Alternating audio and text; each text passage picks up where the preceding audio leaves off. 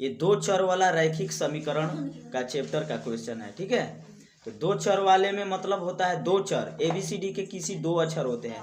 यहाँ क्या क्या है, x और y है। क्लियर है, तो इसमें दो चर दिखाई दिया x और y, तो ये समझ जाना है कि दो चर वाला रैखिक समीकरण है। तो इसको बोला जाएगा, क्वेश्चन में कहा जाएगा कि यानी प्रतिस्थापन विधि से हल करो, और नहीं तो किस विधि से, विलोपन विधि, और नहीं तो बोल भी देता है क्या, वज्रगुणन विधि, है ना। जिस विधि से कहेगा उस विधि से हल करना होता है। लेकिन उससे पहले कुछ है, पॉलिसी ये होती है कि सबसे अधिक हम कौन सा लगाते हैं, विलोपन विधि लगाते हैं, क्योंकि ये शॉर्टकट होता है ना। तो विलोपन विधि सबसे बेहद जरूरी है समझना। तो कैसे करेंगे, सबसे पहले हम देख रहे हैं यहाँ की जो समीकरण ये दिया हुआ है, जैसे ये समीकरण दिया है तो भिन्न के रूप में दिया है, बट्टा के रूप में दिया है। अब बट्टा के रूप में हमको सोल्व करने में बहुत सारा तकलीफें झेलनी पड़ेगी, है ना। दिमाग में बहुत सारा टेंशन पैदा होगा, कभी जोड़ घटाओ गुणा लघुत्तम लगा निकालो, ये करो वो करो। तो उससे अच्छा है इसको सबसे पहले हम सिंपल बनाएंगे, है ना। तो सिंपल बनाने के लिए क्या करेंगे, समीकरण 1 है x/2 प्लस 2y/3 है, यही ना है, -1 है। इसको हम एलसीएम निकालेंगे 2 और 3 का, 6 होगा ना, 6 होगा। 2 से 6 कटेगा 3 बार में, 3 में x ले गुणा करेंगे 3x प्लस 3 से 6 कटेगा 2 बार में, और 2 में 2y से गुणा करेंगे तो 2 दूनी का -1 हुआ कि नहीं हुआ। अब यहाँ हम क्या करेंगे, यहाँ कंडीशन क्या बन रहा है, कंडीशन को समझना बेहद जरूरी है। बिना कंडीशन के हम आगे बढ़ नहीं सकते हैं, इसलिए कि कंडीशन यहाँ यही दिखाई दे रहा है कि जो बटा में 6 है इसको अब हम क्या कर सकते हैं, पक्षांतर कर सकते हैं और उस साइड में ले जा सकते हैं, है ना। यही कंडीशन दिख रहा है।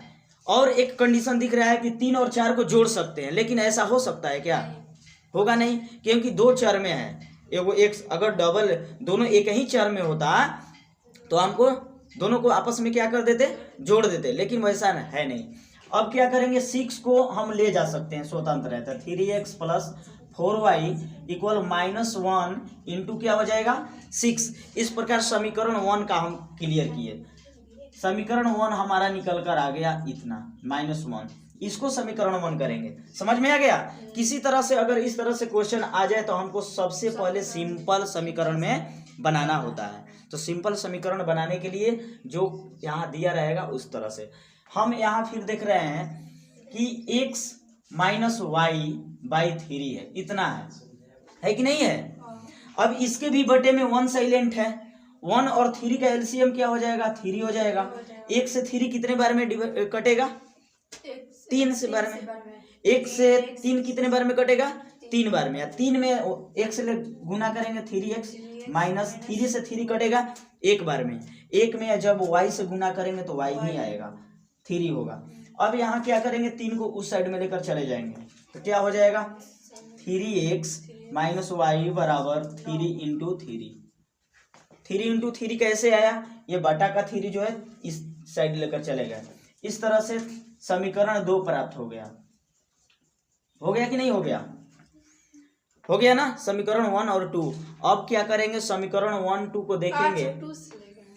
समीकरण 1 में देखते हैं कि इसका प्रथम पद जो है 3x है। अब देखते हैं कि 3x क्या समीकरण 2 में भी है, तो देख रहे हैं कि हाँ है। दोनों पद आपस में क्या है, बराबर है। दोनों पद आपस में क्या है, बराबर है। तो कैसे करेंगे, यहाँ लिखेंगे समीकरण 1 में से समीकरण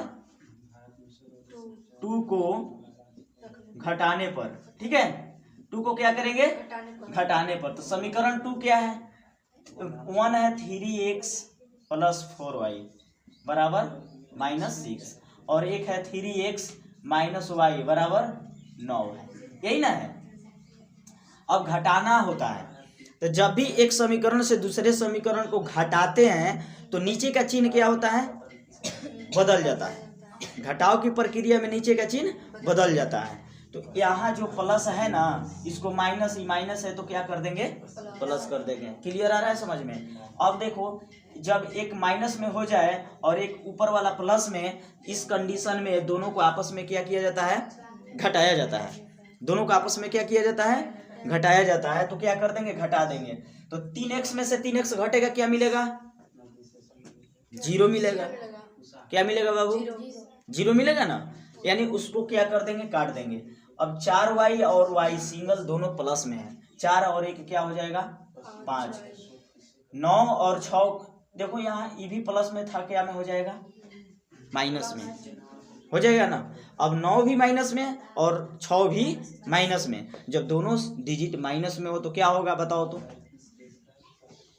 जब दोनों माइनस में हो तो क्या करेंगे, यानी दोनों को आपस में जोड़ देंगे। लेकिन चिन्ह क्या रहेगा, माइनस का ही होगा। 9 6 15 होगा कि नहीं होगा। अब यहाँ ध्यान दो कि y बराबर जब निकालेंगे तो इस 15 माइनस 15 के बटे में क्या आ जाएगा, 5 आ जाएगा।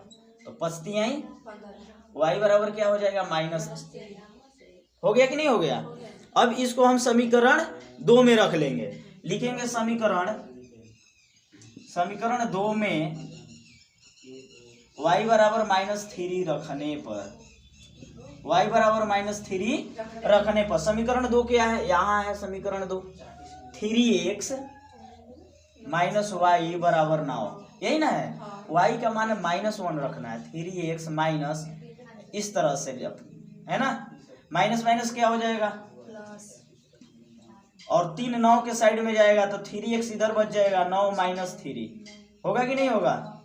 9 में से 3 घट जाएगा, 6 बचेगा। x बराबर क्या आ जाएगा, 6 के बटे में 3, 3 दूना, तो x बराबर देखो आंसर 6 और y बराबर आ गया होगा -3। ये दोनों आंसर होगा। इस तरीके से विलोपन विधि को हल किया जाता है। कभी भी दो चर वाला में अगर भिन्न के रूप में आ जाए तो इसको सिंपल समीकरण में कन्वर्ट करते हैं। ठीक है, तो इतना क्लियर आ गया। अब इसको प्रतिस्थापन विधि से तुम लोग इसको बनाकर प्रतिस्थापन विधि से बनाकर देखो कि क्या ये मैच कर रहा है कि नहीं, आंसर दोनों का सेम आ रहा है। देखो तो बनाओ तो अभी। पूछना है बाबू।